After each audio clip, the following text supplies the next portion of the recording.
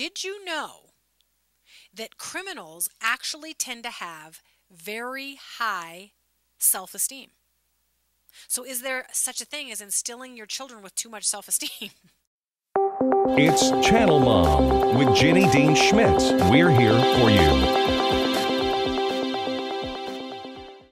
Hello, this is Amy Knapp. My husband, Dr. Phil Knapp, and I own Chatfield Eye Care. Dr. Phil has over 20 years of experience as an optometrist. We've chosen to sponsor the Behavior Makeover segment with Ann and Linda because we're committed to helping parents learn effective, godly methods for raising their children. Now, enjoy Behavior Makeover, brought to you by Chatfield Eye Care. I know you want kids to feel good about themselves and to have confidence, but you don't want it to go overboard to the point where they're demeaning others. And I think maybe the statistic about criminals suggests that they get such high self-esteem that they really don't care what they do to others, you know? So go ahead, tell us the story. Well, my 15-year-old daughter, Noelle, is a skate instructor at the local ice rink, and so she teaches little children how to skate and was doing so this summer. And she had a whole class of little girls, and she said one of them particularly, she could tell, had never really done much skating before because, just to be blunt, she was the worst skater in her class, but not a big deal because she just hadn't had the time to get good at it yet. You know, we all start at the very bottom and work our way up as we practice like anything. And so she didn't think anything of it at all until the child came up to her and said, "Nobody's perfect, but I'm as close as it gets." And my daughter thought, who in the world has been talking to you, my dear? And she said it again, and my daughter finally said, "I don't ever want to hear you say that to me again." And then at one point she said, "I'm actually very insecure." So you can hear the adult comments coming out of this child as she has been fed and fed and fed, comments like these. And what ended up happening, according to my daughter, was that because she had been told she was so wonderful at everything. I mean, nobody's perfect, but I'm as close as it gets. Noelle said she would do something and say to Noelle, "Was that perfect?" And Noelle said, "I couldn't lie to her because it was terrible." But she said, "I want to make her feel bad." So I would just say, "Well, no, that wasn't perfect."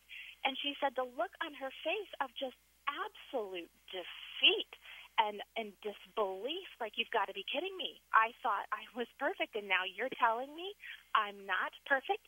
And so what she observed is actually what we tend to never think of this, is that high self-esteem and low self-esteem are extremely closely related, and that children who have one or the other bounce back and forth between the two all the time. Which can be very dangerous for their future.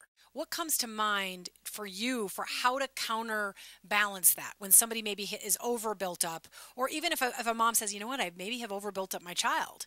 How do you identify that, and how do you counteract it? Is if you are inadvertently, because nobody would do this on purpose, inadvertently comparing your child to other people. When that little girl's mom, and I just know it was her mother, you know, maybe I'm wrong, but I'm going to guess it was her mom that said, "Nobody's perfect, but you're as close as it gets." What is she really saying? Of everybody else, nobody's perfect, but you are number one in comparison to everyone else.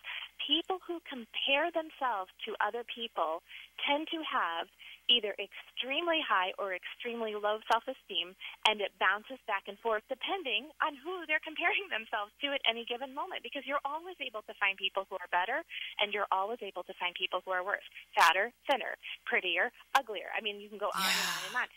Focus on your child in Christ instead of compared to other people of who they were made to be. Yeah. I see in you that God has gifted you with leadership skills, and I can't wait to see how he's going to use that.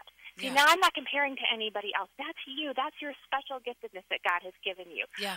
I think, too, if I can just say it real quick, to be honest about the things we're not good at, and it's okay to not be good at everything. It's okay to say, "Wow, I struggle in social situations. Those are really hard for me.